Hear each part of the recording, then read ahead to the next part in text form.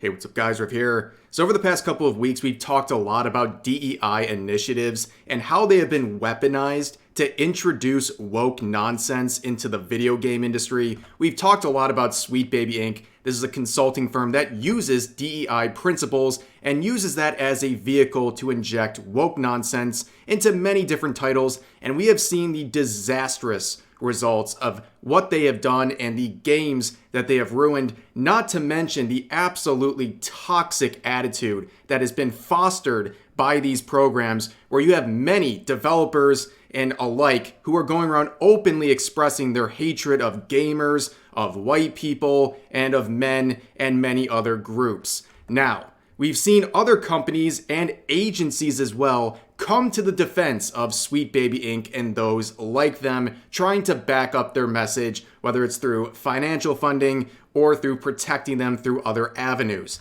Now, what if I told you that there is a threat out there, a DEI-powered one, that dwarfs the influence, the potential influence of groups like Sweet Baby? What if I told you there is a group out there, an initiative, that wants to integrate these DEI principles into every single facet of your life?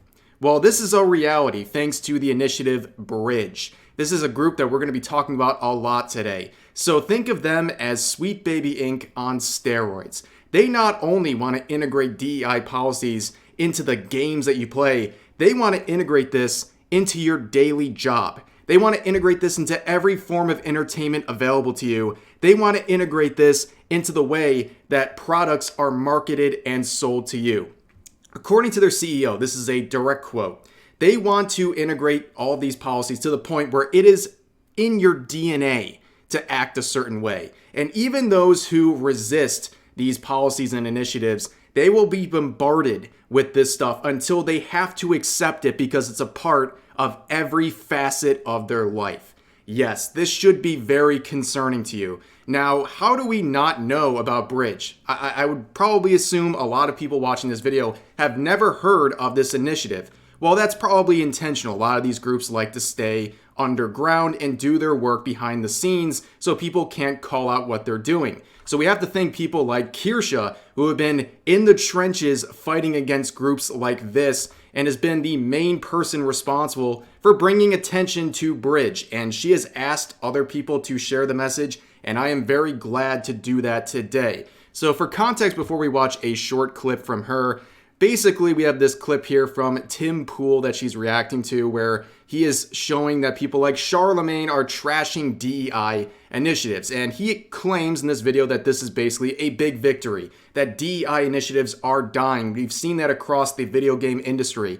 However, as Kirsha will point out, this is not the end of the war. This is simply a battle where, yes, there are some major steps being taken against some of these original DEI initiatives. However, a lot of these initiatives have simply rebranded into something much more nefarious with global intentions. Let's listen to Kirsha real quick talk about the depths of which groups like Bridge hope to go. The website I have in front of me now is the initial Bridge 1.0 initiative.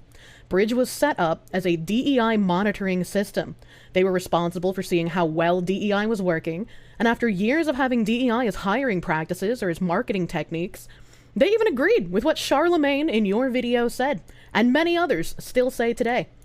No one likes going to the diversity meetings. No one likes having to listen to any of these. They just do it to check a box. And Bridge is making it so it's no longer just checking the box. You will be doing the work. They're going to be making DEI a tenant, a part of the job for every employee. Are you a programmer? Are you a 3D designer? Are you a cashier? Are you some sort of shelf stocking worker? This is going to be part of your job as well. Unfortunately, they want to make it the fabric of the company. And they want to even change consumer opinion. But they won't change my opinion, Kirsha! It doesn't matter if they actually change the way you specifically as an individual think.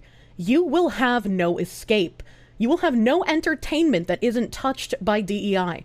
You will have no company with which to buy your products from that isn't touched by DEI. And it doesn't matter if they don't actually change your mind if you cannot escape it and you cannot give alternative people money. Bridge 2.0 is the operationalization of DEI to be part of product framework, company DNA, and consumer transformation. Obviously, that's some pretty concerning stuff and far-reaching stuff as well. But to understand Bridge, let's understand some of the major players behind them. So we're going to begin with social impact. You can see this is another DEI-powered initiative here. And you can see from their official Twitter account, they have barely any followers. And that is very common with all of these initiatives, okay? They always have a very, very small social media presence because they don't want you to know about them. They basically check the boxes here and have their social media account, their handle, just so they can have it. And they don't really engage with anything publicly. They do a lot of this stuff behind the scenes as they work with various companies and agencies.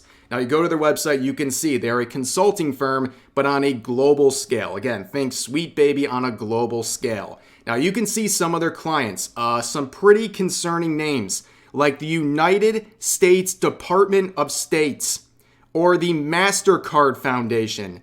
You want to talk about some powerful groups? Talk about the MasterCard Foundation, because if someone working for them wakes up and feels like taking down an entire art platform, for example, because they don't like some of the art featured there, they can do that by pulling out or threatening to pull out their services as a payment processor. They are extremely powerful, and these are clients of groups like this. Now, if you search on their website, you'll also see a tab for Bridge. Now, what is Bridge? Well, we've been talking about them benchmarking race, inclusion, and diversity in global engagement. And like all of these other initiatives, they mask themselves as this sort of diversity promoting initiative, but it's a lot more deep than that. They use that to inject whatever narrative that they want. It goes way beyond what they initially claim. And you can see that they've had some testing. They actually released Bridge 1.0, the beta patch, I guess, back in 2021, where they went around to different sectors to collect data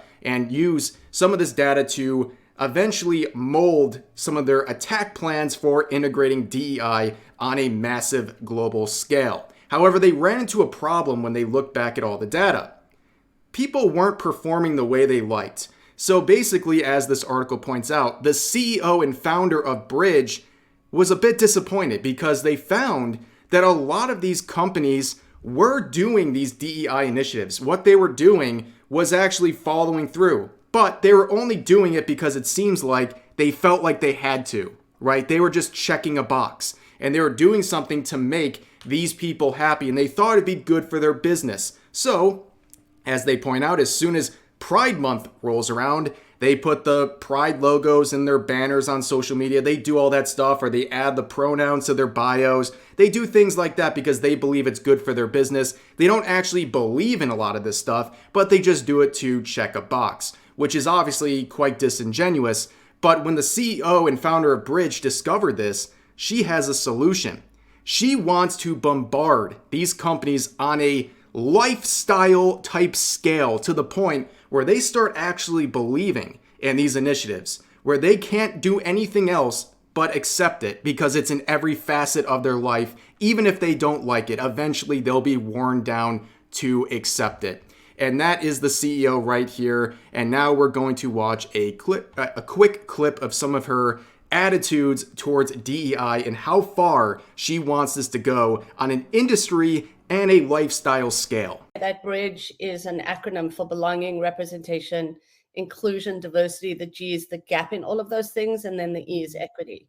And our mission is really about moving the narrative of DE&I away from philosophy to operationalizing inclusion as a business practice. Our goal is really about operationalizing inclusion, as I said, as a business practice, not a philosophy anymore.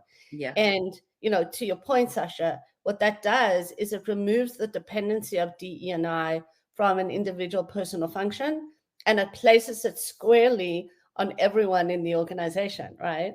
Now, that goal of integrating these DEI initiatives into every facet of your industry and your business, and basically into every aspect of your lifestyle, is reflected on their website. You can see that the Bridge mission is created to make a cultural shift in companies where DEI principles flow through all facets of an organization, from the C-suite and marketing through product development, procurement, and customer service.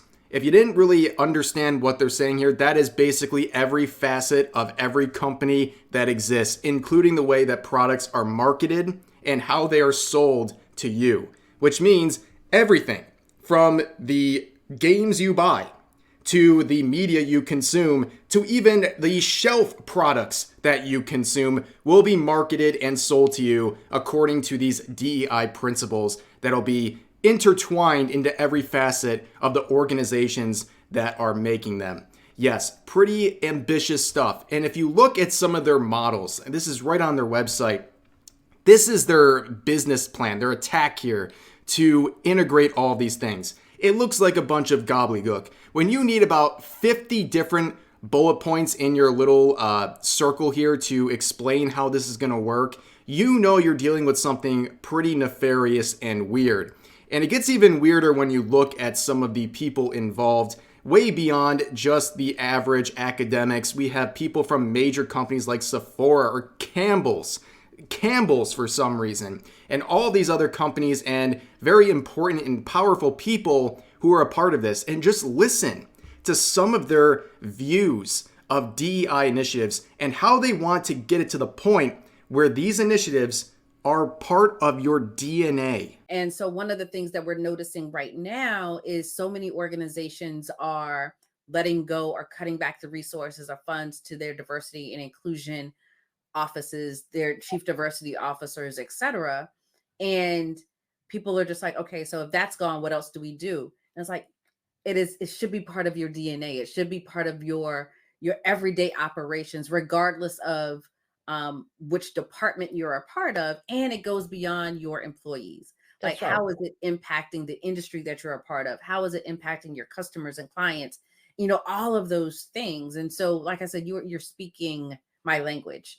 So I think after going through this video and seeing some of the evidence about this bridge initiative, you can understand how this stuff is actually pretty spooky and how this stuff can really have a big impact beyond just video games, but to a point where this is an attack on your lifestyle. They want to have control of basically every facet of your life. That should be concerning to you. Now, as Kirsha points out here in response to this tweet right here, basically this idea of I'm just a single person, what can I do, is a bit of a disappointing notion. I understand that right now a lot of people are discouraged with the current state of affairs, especially if you look around the gaming industry, for example. Yes, people are fighting hard against these DEI initiatives and Sweet Baby Inc. and alike, but it seems like when you cut off one head, two pop up in its place. But that shouldn't discourage you. You are making progress. People are making progress in this situation. It's important not to be black-pilled or discouraged by these things because it's hard. It's going to be hard work.